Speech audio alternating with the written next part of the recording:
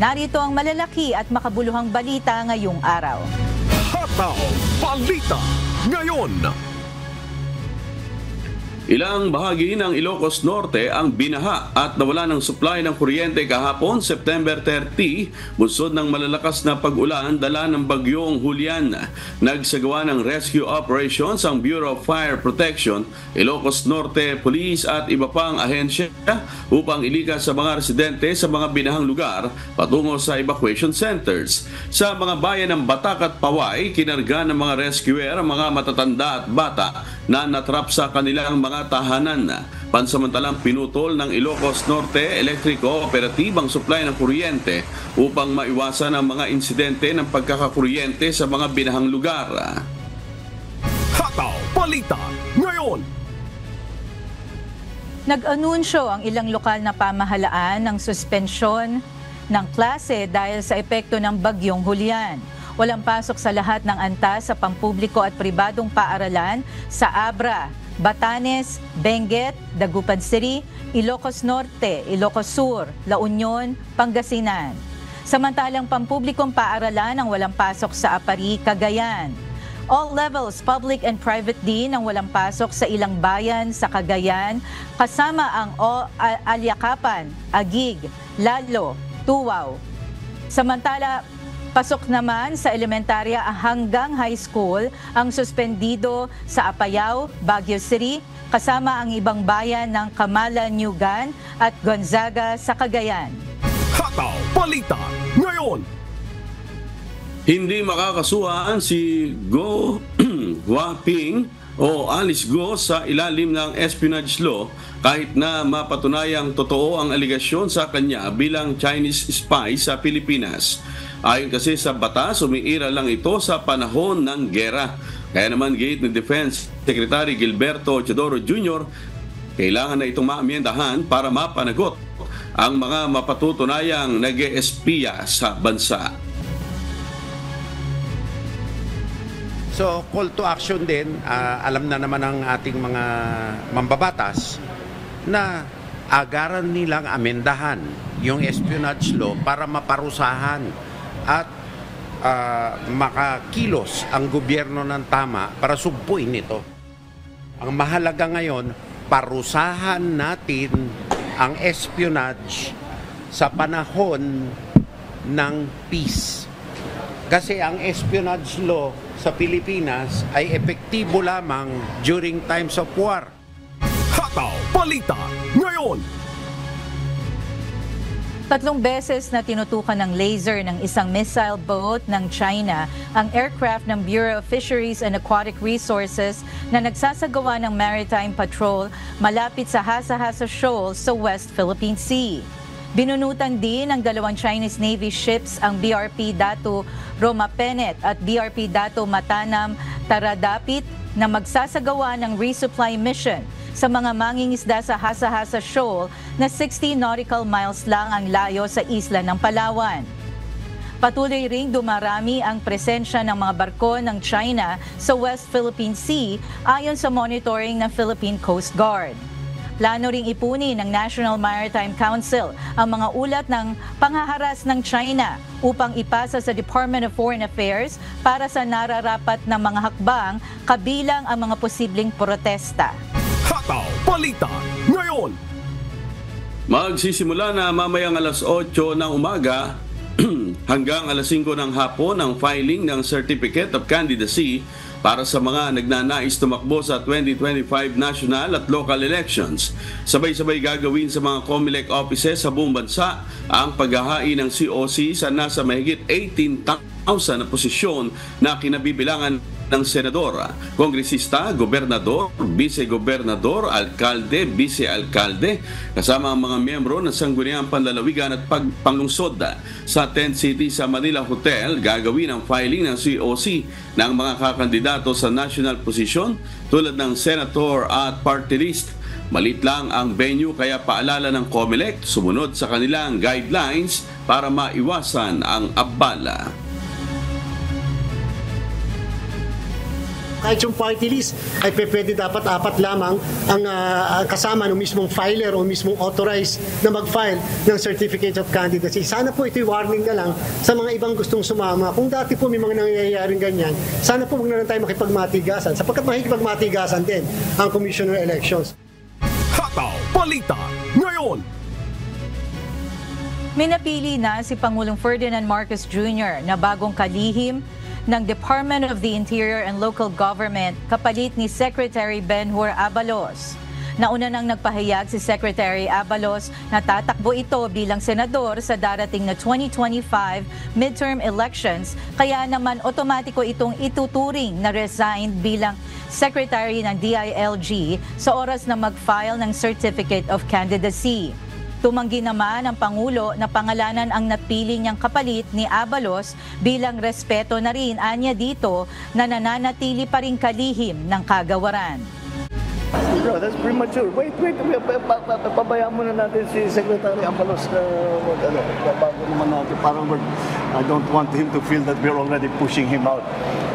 Since considering especially that he's done such a good job as DILG. So when he will file, we will also announce his replacement. Hataw Balita ngayon. Naging matagumpay ang isinagawang nationwide voter registration na nagsimula noong February 12, 2024. Ayon sa Commission on Elections o COMELEC, bagamat marami pa rin ang deactivated voters, ay nalagpasan naman ng ahensya ang target nilang 3 million new voter para sa darating na 2025 midterm elections. Samantala, ipinaubaya na ng COMELEC ang desisyon ukol sa pagsasagawa ng special voter registration sa mga lugar na apektado ng bagyong Julian.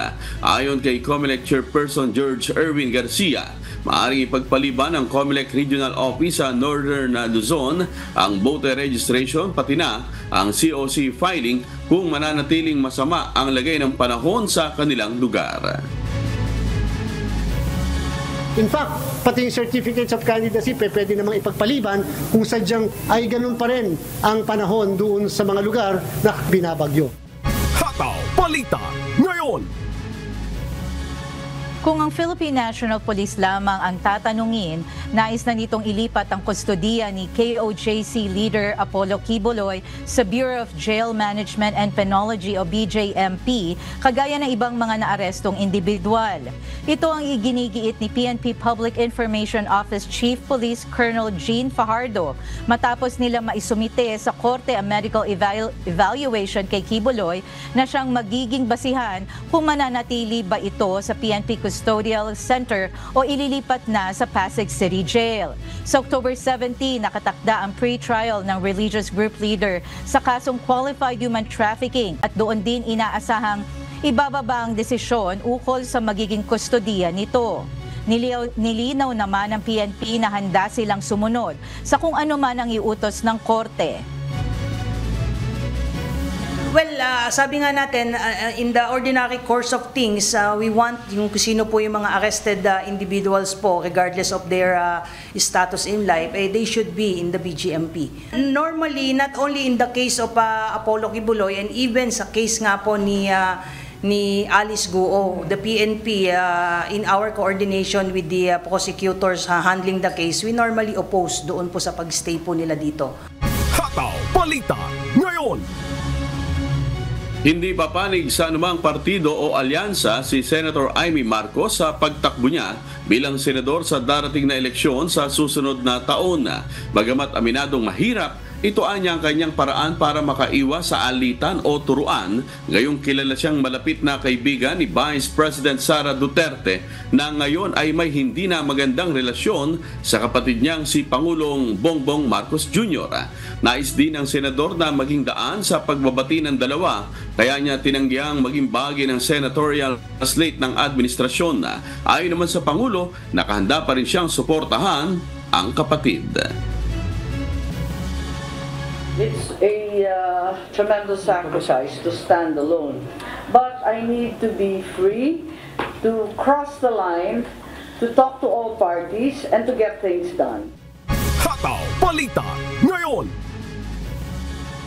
Dalawang opisyal ng Philippine National Police Drug Enforcement Group o PDEG ang inalis sa pwesto kaugnay ng muling investigasyon sa pagpatay kay dating Philippine Charity Sweepstakes Office o PCSO Board Secretary Wesley Barayuga.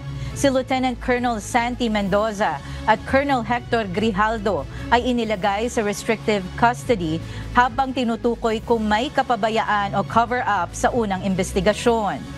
Pangungunahan ng Criminal Investigation and Detection Group o CIDG ang muling investigasyon sa kaso upang masigurong patas at komprehensibo ang proseso. Definitely po ay may kakaharapin din po silang mga administrative cases with respect dito po sa kanilang involvement at siya po mismo ang umamin na may kinalaman po siya po ang naghanap po ng mga taong papatay po dito kay Ginoong Barayuga. So these are testimonies na narinig po nating lahat and definitely this will be used by the CIDG in pursuing cases against them. So kung ano ang mangyayari after kuhanan sila ng ebidensya, definitely they will be one of the suspects na fa-filean po ng kaso with respect po sa ginawang pagpatay po kay Ginoong Barayuga. Hataw Balita ngayon. Pansamantalang pinagbabawal ng Department of Agriculture ang pag-aangkat ng manok, itlog at iba pang poultry products mula sa France. Ito'y matapos makumpirma ang panibagong avian influenza outbreak doon noong August 7. Ayon kay Agriculture Secretary Francisco Tiu Laurel Jr., ang naturang hakbang ay upang mapigilan ang pagpasok ng virus na maaaring magdulot ng malaking pinsala sa lokal na industriya ng manok. Hataw Balita ngayon. Bad news po para sa mga motorista.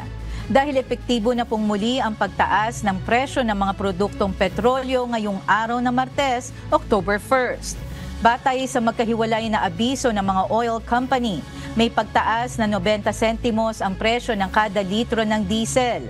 Magkakaroon naman ng price hike na aabot sa 45 sentimos ang kada litro ng gasolina. Sa kerosene, may pagtaas naman na 30 sentimos ang kada litro. Ayon sa industry players, nakaapekto pa rin ang paggalaw ng oil prices ang nagpapatuloy na tensyon sa Middle East.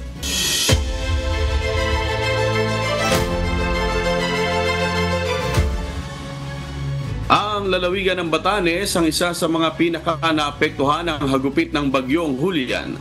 Sa tala ng Batanes Provincial Disaster Risk Reduction and Management Council, nasa 6,854 families o 21,398 individuals ang kabuang bilang ng nasalanta ng nasabing bagyo, kung saan 51 pamilya, 163 individual ang kasalukuyang nasa evacuation center. Samantala, sa pinakahuling ulat naman ng DSWD Field Office 2, mayroon ng 355 families na may katumbas na 1,049 na individual ang apektado sa mga lalawigan ng Batanes at Cagayan. Hataw Balita ngayon. Tiniyak ng Pangulong Ferdinand Marcos Jr. na nakahanda na ang mga food packs na ipamimigay sa mga pamilyang naapektuhan ng hagupit ng Typhoon Julian, partikular sa Northern Luzon. Ayon sa Pangulo, naka-high alert na ang mga ahensya ng pamahalaan, lalo na ang mga health center or healthcare centers para matugunan ang mga pangangailangang medikal ng mga kababayan nating nasalanta ng bagyo. Sa ngayon, patuloy na nakamonitor ang pamahalaan sa mga lugar na nasalanta at hinihintay na lang na humupa ang tubig para malaman ang iba pang pangangailangan ng ating mga kababayan na apektado ng masamang panahon. Thousands of family food packs are now being prepared. Healthcare centers are on high alert, and our farmers and fisherfolk are taking steps to safeguard their livelihood. Hataw Balita ngayon. Pinag-aaralan na ng National Security Council ang aligasyong inilabas ng International News Network na Al Jazeera sa dokumentary nito kung saan sinabi ng self-confessed Chinese spy na si She Zijiang na kasama niya umanong espiya ng China ang isang Go Huaping o kilala na Alice Go dito sa Pilipinas. Ayon kay NSC spokesperson Assistant Director General Jonathan Malaya, nakikipag-ugnayan na sila sa kanilang mga partner intelligence para verifikahin ang mga impormasyong ito. Posible rin kasi anyang isa itong disinformation campaign sa bahagi ni Xi Jinping. So, ang position po namin sa National Security Council, all of this information needs to be validated. Yes. We'll be work with our foreign counterparts para malaman natin yung talagang tunay na, makilala natin yung tunay na personalidad ni Mayor Alice Guo. Ang masasabi ko lang siguro is the plot thickens.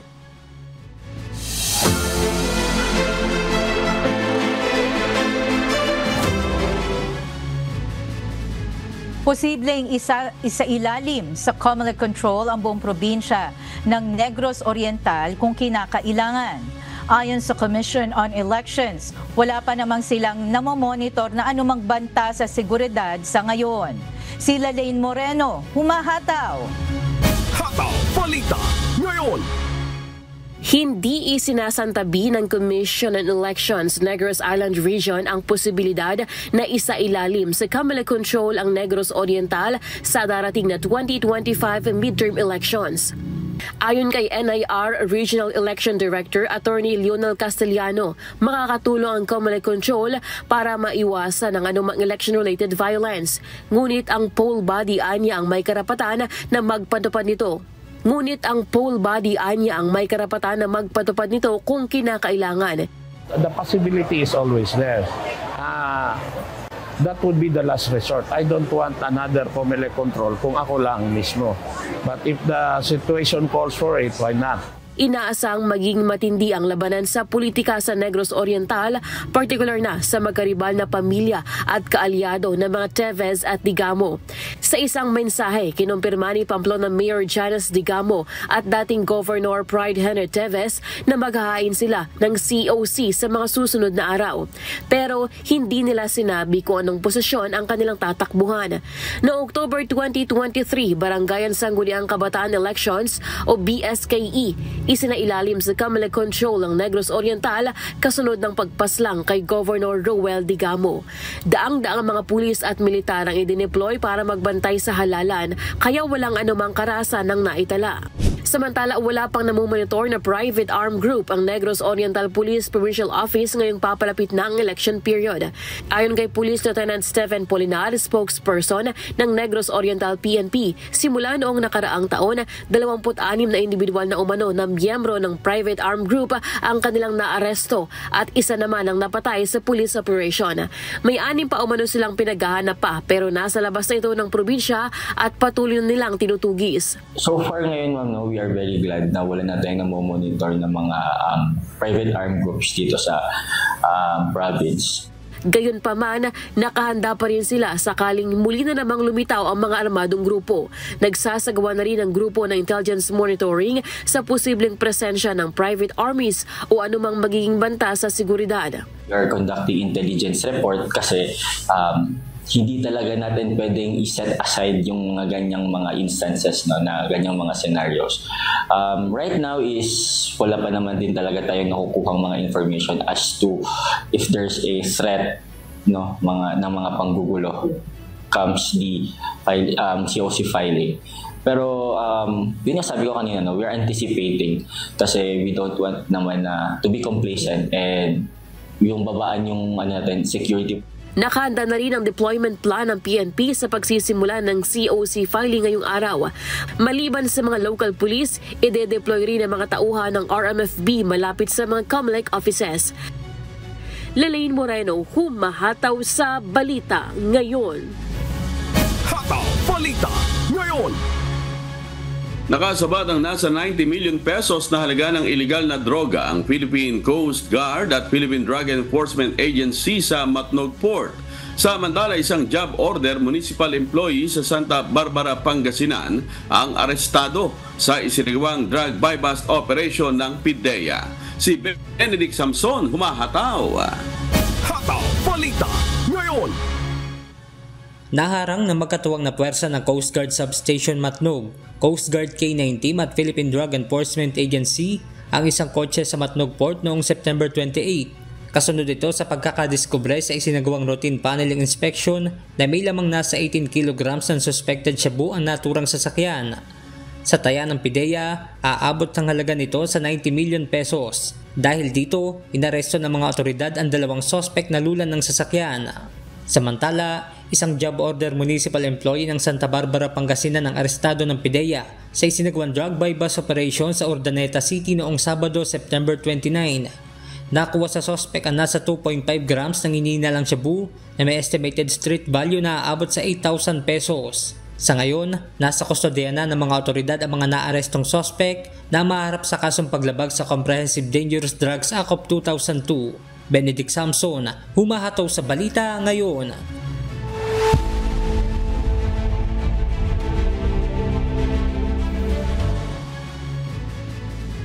Ipinasara ng Nepal ang mga paaralan matapos ang malawakang landslide at pagbaha dulot ng ilang araw na malalakas na pag-ulan sa bansa. Tumataas pa rin ang bilang ng mga nasawi at marami pa ang patuloy na pinaghahanap ng otoridad. Ito ang humahataw na balita ni Early Briones. Hataw Balita ngayon! Umabot na sa 173 ang mga nasawi, 31 ang nawawala, at 76 na katao ang nasugatan dahil sa matinding pag-ulan sa Nepal simula noong Biyernes, September 27. Dahil dito, ipinasara ng Nepal ang mga paaralan sa loob ng 3 araw dahil marami pang gusali ang nangangailangan ng agarang pag-aayos. Sinabi ng Department of Hydrology and Meteorology na nagtala ng record-breaking na pag-ulan sa loob ng 24 oras. Hanggang Sabado ng umaga ang preliminary data mula sa mga istasyon sa 14 na distrito ng bansa. Ayon naman sa mga climate scientists mula sa International Center for Integrated Mountain Development, pinalala ng pagtayo ng mga estruktura ang panganib ng climate change sa Nepal. Nakadagdag umano sa problema ang hindi maayos na drainage at sewerage system dahil sa hindi planadong urbanisasyon, pagtatayo sa mga floodplain, kakulangan ng water retention areas, at encroachment o pag-okupa sa Bagmati River. Patuloy namang nagsasagawa ng search and rescue operations ang mga humanitarian organizations, kabilang na ang pamamahagi ng mga relief goods at hygiene kits at pagtatayo ng mga evacuation center. Early Briones, humahataw sa balita ngayon. Hataw Balita ngayon! Dagsa ang mga overseas Filipino workers sa United Arab Emirates sa huling araw ng pagpaparehistro para sa darating na 2025 midterm elections. Ito ang humahataw na balita ni Bradley Robusa. Hataw Balita ngayon! Sinamantala ng mga overseas Filipino workers sa Abu Dhabi, United Arab Emirates ang huling araw ng voter registration upang makaboto sa halalan sa Mayo 2025. Ito ang kauna-unahang pagkakataon na isasagawa ng Commission on Elections o COMELEC ang Online Voting and Counting System o OVCS para sa mga Pilipinong botante sa ibang bansa. Layo nito na makahikayat ng mas maraming bilang ng OFW upang makilahok sa eleksyon dahil mas madali nang makaboto online. We're very much looking forward to the first ever online voting mechanism for the 2025 national and local elections next year. We have yet to get the specifics, but we can be assured na it's going to be a first in many of innovations na nagkaroon tayo nitong mga nagdaang taon. At itong online voting po in particular, malakas po ang aming suporta dito dahil we understand, especially po para sa mga kababayan nating OFW, malaking tulong po yun kasi it means na hindi na nila kailangang lumiban sa kanilang mga trabaho. Okay siya in the sense na hindi na pupunta dito sa embassy, pero I think i-maximize nila yung security for some reasons na maybe may mga hackers or something. I mean, just to make sure na walang mga ganun. Kahapon, September 30, tinatayang umabot sa 120 new voter ang naidagdag ng Philippine Embassy sa UAE sa huling araw ng registration. As of 4:15 po, and still counting, meron na po tayong at least 12,600 additional registered voters dito sa Abu Dhabi, and we are expecting that the numbers will go up as soon as matapos po namin at matali po namin lahat yan, and with the RERB hearing by next month, makukuha po natin yung final figures.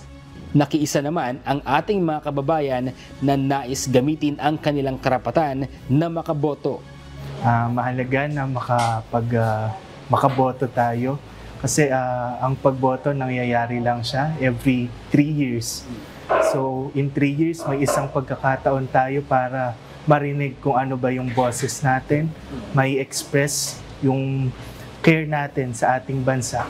Ang mga bilhin, ang taas, ang mga bigas, dapat yun ibaba sana. Kaya kailangan kong magboto sa susunod na eleksyon. Inaasahang magsasagawa ang COMELEC ng regional training ngayong Oktubre sa Abu Dhabi, UAE.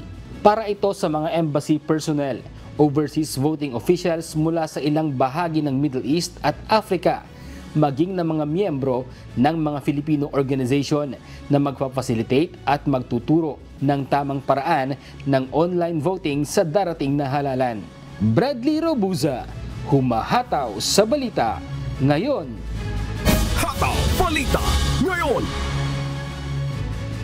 Inihayag kahapon ni incoming Prime Minister ng Japan, Shigeru Ishiba, ang kanyang plano na magpatawag ng snap election sa October 27 matapos siyang mahalal bilang leader ng Liberal Democratic Party o LDP noong nakaraang linggo. Ito ang humahataw na balita ni Axis Salem. Hataw Balita Ngayon. Formal nang hihirangin ngayong araw, October 1, bilang punong ministro ng Japan si Shigeru Ishiba na dating defense minister ng bansa matapos makuha ang majority ng kaniyang partido. Suportado ni Ishida ang hakbang ng Bank of Japan na magtaas ng interest rate. Naniniwala rin siyang may puwang para sa pagtaas ng corporate taxes at target din ng bagong halal na leader na matanggal na ang Japan sa mataas na inflation rates. Tinalo ni Ishiba ang 8 iba pa na kinabibilangan ni na Economic Security Minister Sanae Takaichi na target na maging unang babaeng leader ng Japan, Shinjiro Koizumi, na anak ni dating Prime Minister Junichiro Koizumi. Inaasahan na idideklara ni Ishiba ang pagbuwag ng parlamento sa October 9 ay sa mga ulat ng local media bilang paghahanda para sa halalan sa October 27. Pangako na incoming Prime Minister na ibabalik ang tiwala ng publiko sa Liberal Democratic Party at palalakasin din umano nito ang ugnayang pandepensa sa mga kalapit na bansa na nababahala sa mga aksyon ng China kamakailan. Axis Salem, humahataw sa balita ngayon!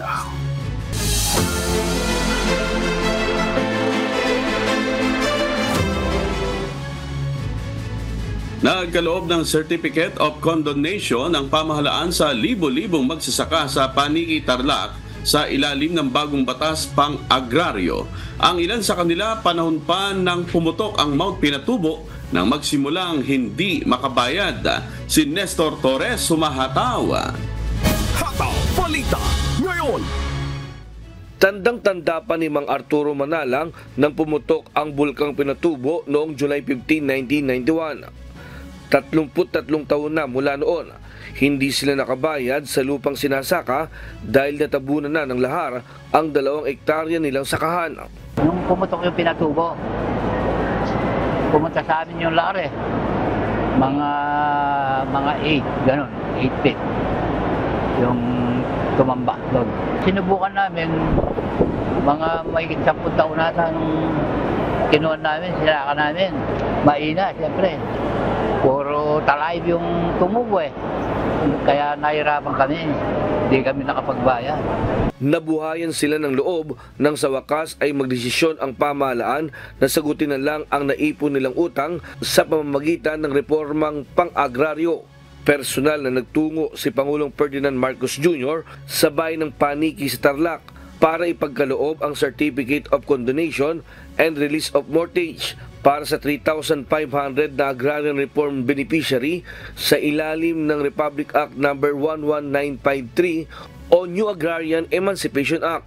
Nilagdaan ng Pangulo noong nakaraang taon ang nasabing batas. Naisagawa ang nasabing programa sa pagkipagtulungan ng Department of Agrarian Reform, Registry of Deeds at ng Land Bank. Ayon sa Pangulo, ang nasabing programa ay paraan ng gobyerno upang mapagaan ang kabuhayan ng mga magsasaka. Malaki ang makabuluhang karangalan bilang isang Pangulo ay ang buuhin ang naging pangarap ng milyong-milyong Pilipino na magkaroon ng sariling lupa at mabura ang inyong mga utang. Yan po, ang kaya po, kahit na may ulan, kahit na may bagyo, kahit na may sakit, dadating at dadating po kami. Wala nang magbibigay ng mas kasiyahan sa aming nagsiservisyo publiko ang nagagawa at matutulungan kayo pong lahat. Paalala naman ng Department of Agrarian Reform o DAR, wag na wag sana nilang ibebenta ang lupa at ang titulo nito, lalo na't magagamit pa ito ng kanilang mga kamag-anak at mapagyaman sana nila sa hinaharap pang panahon. Wag po sana natin ibenta ang mga lupa na natanggap natin. At wag kayong mag-alala dahil meron tayong Pangulo na nakahandang sumuporta sa mga magsasaka. Gumaan ang pagramdam namin pagka nabalitaan namin na tabla ng utang. Matagal na hindi nababayaran eh. Siyempre, sino hindi matutuwa sa ginawa ng Presidente? Inaasahan namang mahigit 1 milyong ektarya ng lupang sakahan sa iba't ibang bahagi ng bansa ang pakikinabangan ng mga magsasaka sa ilalim ng programang ito ng pamahalaan. Nestor Torres, humahataw sa balita ngayon.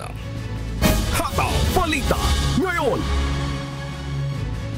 Nasa 200 ang ide-deploy na security personnel na magbabantay sa seguridad ngayong unang araw ng COC filing sa Comelec office sa Magsaysay Park, Davao City. Kabilang dito ang Philippine National Police, Public Safety and Security Office personnel, Task Force Davao, Police Auxiliary at Bureau of Fire Protection. Maglalagay din ng City Environment and Natural Resources Davao para mapanatili ang kalinisan. Paalala ng ahensya na sundin ang guidelines at protocols upang maiwasan ang aberya mamaya. Magsisimula ang COC filing ng alas 8 ng umaga hanggang alas 5 ng hapon mula October 1st hanggang October 8. 2 hours before siguro ng opening, mao man na nakabutang sa amo ang mga protocol. So hopefully ang ato ang mga security maka-deploy 2 hours before mag-open ang ato ang Comelec. Hataw Balita ngayon.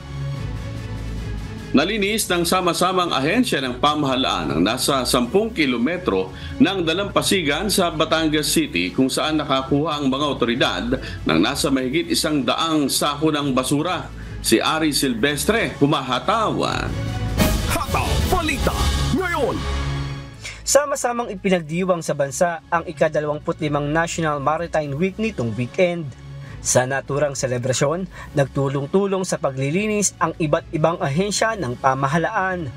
Sa Batangas City, umabot sa 10 kilometro ng dalampasigan sa Barangay de la Paz, Pulot Aplaya ang pinagtulong-tulungang linisin ng mga tauhan ng Philippine Coast Guard, Philippine National Police, PNP Maritime Group, Bureau of Fire Protection, Batangas City Environment and Natural Resources Office, Provincial Disaster Risk Reduction and Management Office at 59th Infantry Battalion ng Philippine Army. Dahil sa dami ng tumuwang, nakakuha ang mga otoridad ng nasa 147 na sako ng basura kung saan karamihan ay pawang plastic sachet, basag na bote, lata at goma.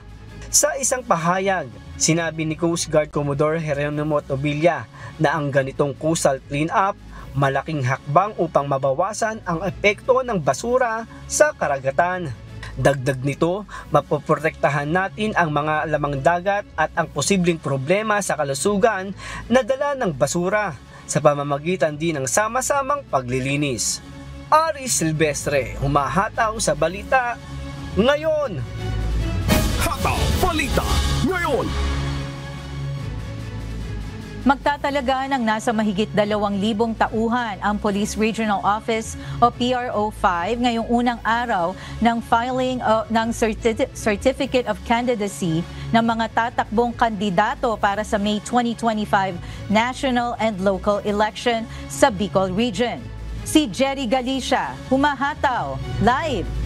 Hataw Balita ngayon. Magandang umaga, Jerry. Bukod ba sa seguridad sa filing ng COC, meron pa bang paglalaanan ng tauhan ng pulisya dyan? Yes, Beverly, magandang umaga. Ayon nga sa pamunuan ng Police Regional Office of PRO5, bukod sa seguridad na itatalaga sa Certificate of Candidacy o filing of Certificate of Candidacy, ay may tatalaga din ng mga personnel para tauhan ang Police Assistance Desk o PADS para sa paggabay sa mga kandidato maging sa publiko. Ilan sa mga PNP personnel na i-deploy ay makakasama sa pagkamando ng daloy ng trapiko, mobile patrols at mayroon ding specialized units na itatalaga gaya ng Special Weapon and Tactics o SWAT, Quick Reaction Team, QRT, Explosive Ordnance Disposal at K9 teams. Batay sa direktiba ni PNP Chief Police Brigadier General Romel Francisco Barbile, tiniyak naman ni PRO5 Regional Director Police Brigadier General Andre Perez Dizon ang pangako ng pulisya na mapanatiling peace and order sa rehiyon. Kagaya ng communist terrorist groups na babalangga at manghihingi ng permit to campaign, permit to win, ipagbigay alam sa ating kaagad para hindi na maging biktima yung ating mga kandidato. Beverly, pinalalahan din ni General Dizon ang kanyang matawan na huwag magpa-impluwensya pagdating sa politika at panghawakan ng law and order sa lahat ng pagkakataon. Nananawagan din ng PRO5 sa publiko na makipagtulungan sa security forces na isumbong agad ang mga kahinahinalang aktibidad na makaapekto sa katahimikan ng COC filing sa darating na halalan. Nabalita mula sa Bicol Region, balik sa iyo, Beverly. Maraming salamat, Jerry Galicia, nag-uulat ng live mula sa Masbate City.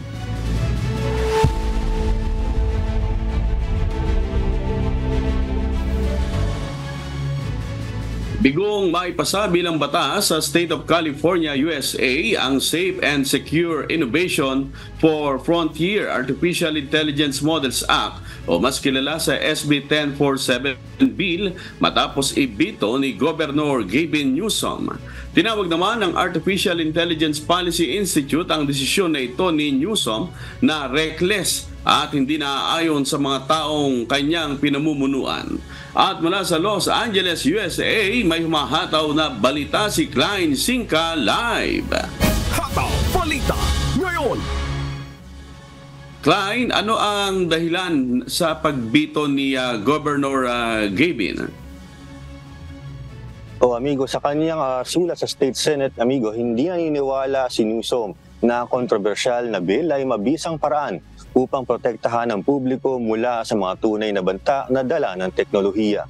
Tinarget ng panukalang batas sa mga sistemang nangangailangan ng mataas na antas ng computing power at mahigit sa $100 milyong upang mabuo.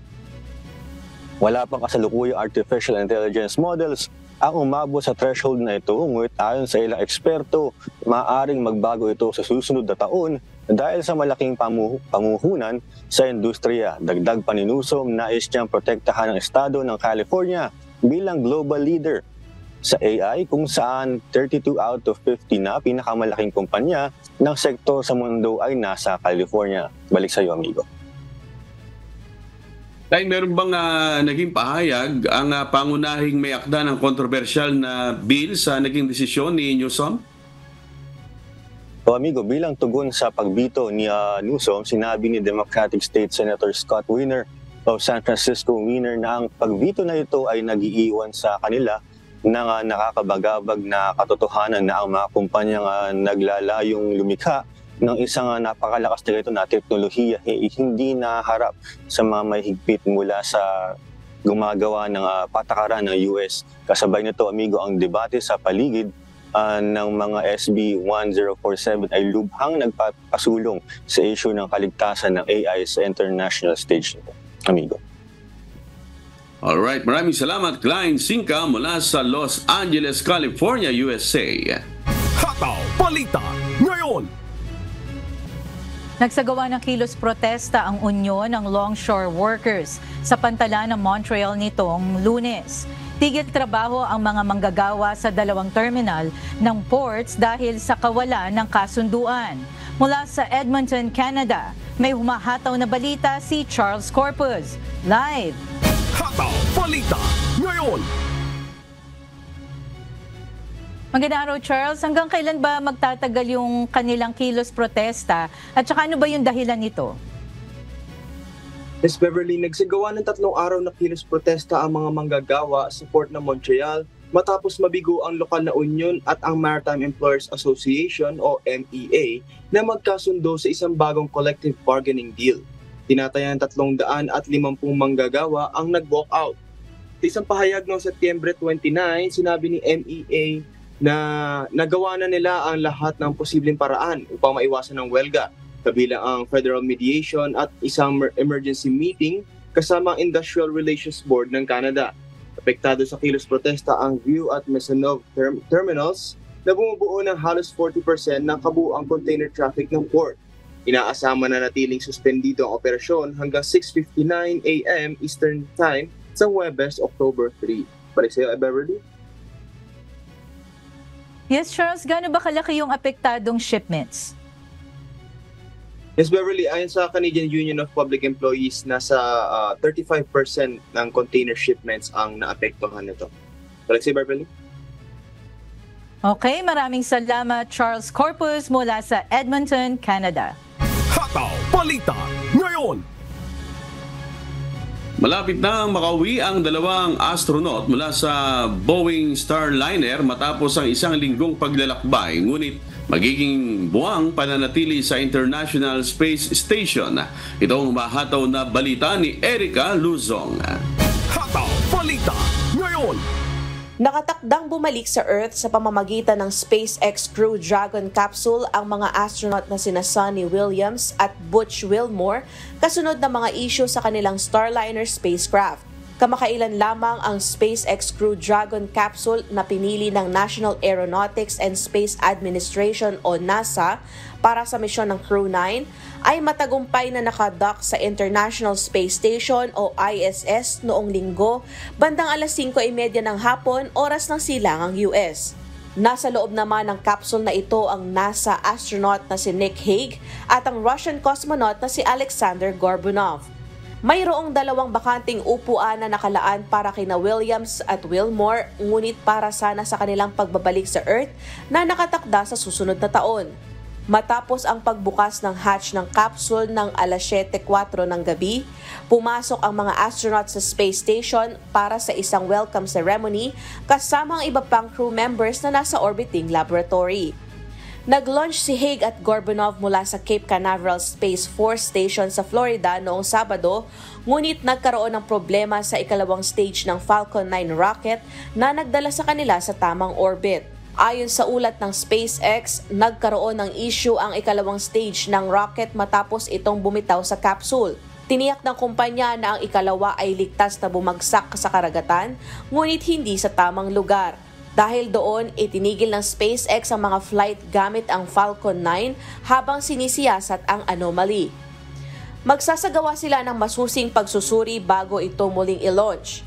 Dahil sa mga hindi inaasahang pangyayari, napagpasyahan ng NASA na hindi na ibalik sina Williams at Wilmore sa kanilang Starliner.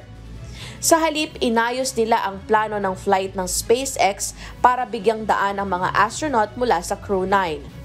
Erica Luzong, humahataw sa balita ngayon.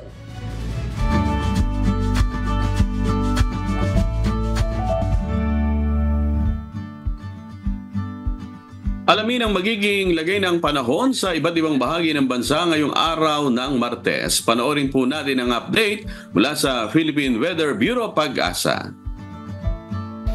Magandang umaga po sa ating lahat. Naging ganap na super typhoon ang Bagyong Julian.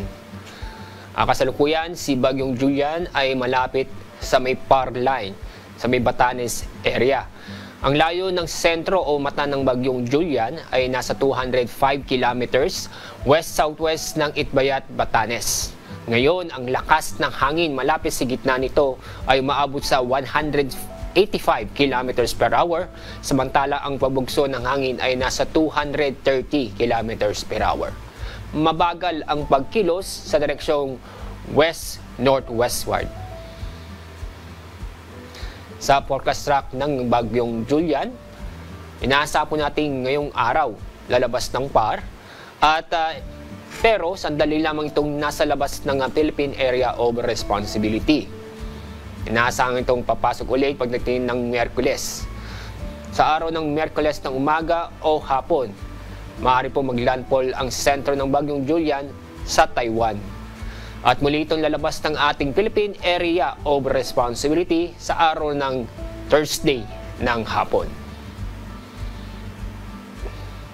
Pagkataas na pong Tropical Cyclone Signan number 2. Ang mga lugar po na silalim ng Signan number 2 ay sa Batanes, Babuyan Islands, Ilocos Norte, northern portion ng Ilocos Norte, at ganun din po sa northwestern portion ng mainland Cagayan. Kataas pa rin ang Signan number 1 sa labing bahagi po ng Ilocos Norte, Ilocos Sur, La Union, Pangasinan, Apayao, Kalinga, Abra, Mountain Province, Ifugao, Benguet. Labing bahagi po ng mainland Cagayan, Isabela, Quirino, Nueva Vizcaya, northern portion ng Aurora at northern portion ng Nueva Ecija. At dahil sa epekto ng bagyo, inaasahan pa rin ngayong araw ang matataas ang alon sa bandang Northern Luzon, kung saan ang taas ng alon ay halos aabot ng 7 metro o halos sa 2 palapag ng gusali. Ang mga lugar pa rin na sa ilalim ng gale warning ay Batanes, Cagayan, kasama ang Babuyan Islands, Ilocos Norte at Ilocos Sur. At dahil dito, bawal pa rin pumalaot ng ating mga kababayan sa mga nabanggit na lugar, lalo na po yung gumagamit ng maliliit na sasakyang pandagat. Yan pong ating update sa binabantayang Bagyong Julian. Mula sa Pag-asa, ako po si Alzar D. Aurelio. Mag-ingat po tayo. At napanood po natin ang update mula kay Pag-asa Weather Specialist Alzar Aurelio. Tandaan, sa bawat araw na ating nasisilayan, tayo magpasalamat sa Diyos na may lalang. Patuloy po namin kayong inaanyayahan sa gaganaping mass indoctrination ng MCGI. Magsisimula po ito sa Lunes, October 7, 7 p.m. Philippine Time sa official MCGI social media accounts, kabilang ang MCGI channel, ang official YouTube channel ng Members Church of God International. Patuloy rin po namin kayong inaanyayahan na makiisa sa Global Prayer for Humanity tuwing Lunes hanggang Biyernes alas 9:30 ng gabi. Ito po ay nakastream ng live sa lahat ng MCGI social media accounts. Ang Global Prayer for Humanity ay bukas po sa lahat anuman ang inyong relihiyon o lahi. At sa aming ibabahaging mga salita ng Diyos na ating sandigan, mula sa Kawikaan, Kapitulo 16, Talatang 8. Maigi ang kaunti na may katwiran kaysa malalaking pakinabang na walang kaganapan.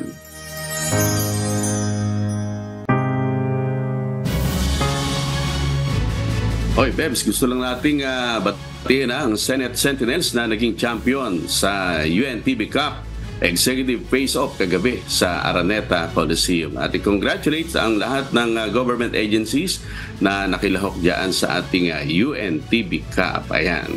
At yan po ang mga humahataw na balita ngayong umaga ng Martes, unang araw sa buwan ng Oktubre 2024.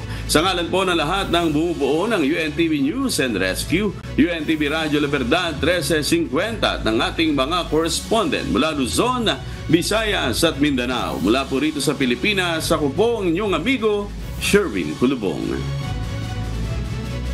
At yan po ang mga humahataw na balita sa iba't ibang panig ng mundo ngayong Tuesday morning, October 1st, 2024. Mula rito sa City in Motion, also known as San Diego, California, USA, ako si Beverly Saison. At dito sa UNTV at UNTV Radio La Verdad 1350, Diyos ang aming sandigan, serbisyo publiko ang aming pinahahalagahan. Susunod na ang Good Morning Kuya. Salamat po sa Diyos at magandang umaga.